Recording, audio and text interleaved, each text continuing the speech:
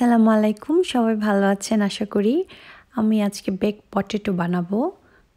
খুবই ইজি এবং কম সময়ে বানানো যায়। প্রথমে আলুগুলোকে স্লাইস করে কেটে নিয়ে আমি বেকিং ট্রের মধ্যে সাজিয়ে নিচ্ছি।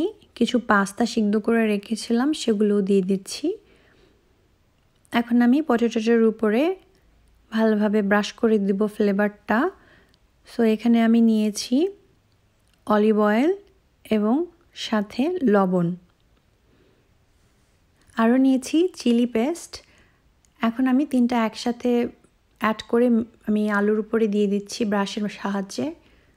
খুব সুন্দর একটা ফ্লেভার হবে। চিলি পেস্টটা মেইনলি আমি গ্রিন চিলিকে বাটিয়ে রেখেছিলাম, সেটার সাথে একটু লবণ এবং অয়েল মিক্স করে আমি পেস্টটা বানিয়েছি। আপনারা চাইলে একটু লেবু অ্যাড করতে পারেন। ব্রাশের সাহায্যে আলুর দুইটা পাশেই আমি এই ফ্লেভারটা অ্যাড করার পরে ওভেনে দিয়ে দেব 5 মিনিটের মতো।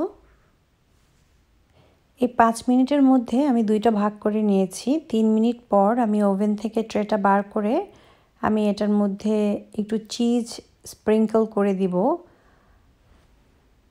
চিজটা স্প্রিঙ্কল করার পরে আমি আবার আরও 2 মিনিটের জন্য আমি এই ট্রেটা ওভেনের মধ্যে দিয়ে দেবো। চিজটা আমি একবারে দিয়ে দেইনি, কারণ আমি চাইনি বেশি ক্রিস্পি হয়ে যায়, কারণ আলুটা সিদ্ধ হতে আর একটু সময় লাগে। এই জন্য আমি প্রথমবারের মতো যখন ট্রেটা দিয়েছিলাম তখন দেইনি।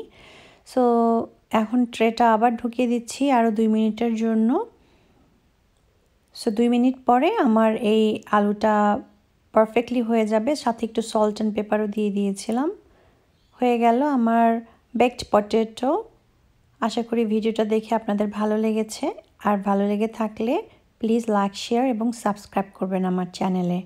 আজকের মতো আমি এখানেই বিদায় নিচ্ছি। আবার আসবো আর একটা নতুন ভিডিও নিয়ে। আল্লাহ হাফেজ।